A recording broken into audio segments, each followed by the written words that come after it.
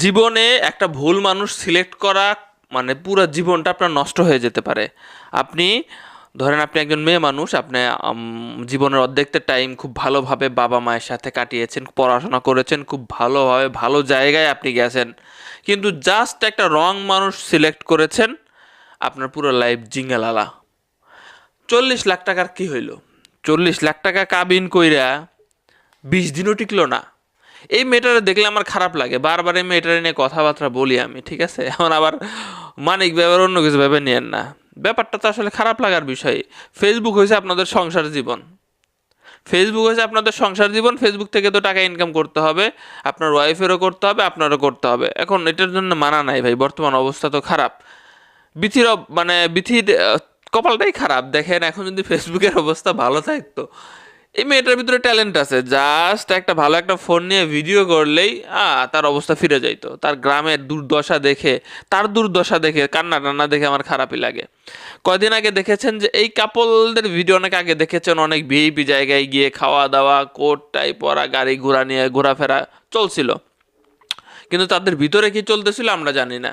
অনেক ধরনের সন্দেহ, অনেক ধরনের একজন আরেকজনকে আঘাত করা, এই বিষয়গুলোর কারণে শেষমেশ একবার আমরা দেখেছি কি, আজমিরে বিথি তার স্বামীকে ছেড়ে গ্রামে চলে যায়। সেখানে যাওয়ার পরে সে আসলে অপেক্ষা করছিল যে তার স্বামী হয়তো বিভিন্নভাবে তার সাথে যোগাযোগ করবে, তাকে অবশ্যই নিয়ে যাবে। আমরা দেখলাম যে একটা মিটিং হইলো, সেখানে কি স্ট্যাম্প দেখলাম, 40 লক্ষ টাকা বললো যে আগে 50,000 টাকা কত টাকা কাবিন করেছিলাম, এখন 40 লক্ষ টাকা কাবিন দিয়ে আমি আমার বউরে নিয়ে যাইতেছি। মানে এই 40 লাখ টাকা চলেন সবাই মিলে একটু মানিকের কাছ থেকে তুলে দেই, আছে তো? মানে কি একটা অবস্থা! মেয়েটার তাহলে 40 লাখ টাকা দিয়ে দেন ভাই। এখানে মেয়েটার অবস্থা দেখছেন? মেয়েটার দেখে মনে হইতেছে কি অসহায়। অনেকেই বলে যে তার একটা সন্তান আছে, যে সন্তানটা সবসময় মানিকের কাছে থাকে, সেখানে ভালোবাসা পায় এমন না, কিন্তু মানিকের কাছে থাকে, আর একটা সে সবসময় নিয়ে যায়, কারণ সে বাচ্চাটা খুবই ছোট।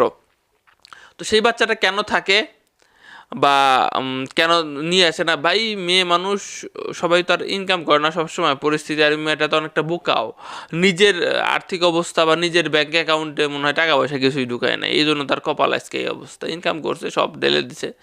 আমি মনে করি যে জায়গায় আপনি ইনকাম করেন, সব কিছু কোথাও ঢেলে দেওয়া উচিত না, নিজের কাছে সংরক্ষণে রাখা উচিত। নাহলে হঠাৎ করে বিপদে পড়লে আপনার কোনো ব্যাকআপ থাকবে না। আবার এই ব্যাকআপের জন্য অনেকে আবার একটু ভাবে চলে, এই ভাবটাও চলা যাবে না, ঠিক আছে? টাকার গরমে অনেকে নষ্ট হয়ে যায়। তো এই যে 40 লাখ টাকার মানে ঘটনাটা শুনলাম যে 20 দিনও টিকলো না, তাকে যখন আবারও বাসায় ফেরত নিয়ে যাওয়া হইলো, তার শাশুড়ি তার সাথে কথাবার্তা বলে না, বা ফুলের মালা টালা দিয়ে আমরা দেখলাম নিয়ে গেল, কিন্তু 20 দিনও টিকলো না। 2 দিন নাকি ভালো ছিল, এরপরে আবারও সেই মানে সে তার কোথায় চলে যায়, সেখানে যাওয়ার পরে কি সব খায় আর কি। তো এইটা হচ্ছে একটা বড় একটা কমপ্লেন। সেগুলো খাইলে তো মাথা টাথা ঠিক থাকবে না এবং আবারও আঘাত করবে। এই বিষয়গুলোই ঘটছে। তাদের মধ্যে তো সন্দেহ আছেই একে অপরকে নিয়ে, যে কে কার সাথে প্রেম করতেছে কি না। মানে 2টা বাচ্চা হয়ে গেছে, তাও এখন এই সন্দেহ, মানে একটা হাস্যকর ব্যাপার। আবার হইতেও পারে ভাই, বাংলাদেশের প্রেক্ষাপটে আমরা তো দূর থেকে কিছু বুঝতেছি না। এখন কারে বুঝাবেন ভাই? আপনি যদি মনে করেন যে ভাই আপনি বুঝিয়ে ফেলবেন অনেক কিছু, মানিকরে শুধরাই দিবেন বা বিতিরে শুধরাই দিবেন না, পারবেন না। তো এটা আসলে তাদের মধ্যে রিয়েলাইজ হইতে হবে দুজনের মধ্যে, এবং দুজনে একটা প্রতিশ্রুতিবদ্ধ হইতে হবে ভালোভাবে, ভালো মানুষদের সামনে। টাফ ব্যাপার। ভালো থাকবেন, দোয়া থাকলো দুজনের জন্য।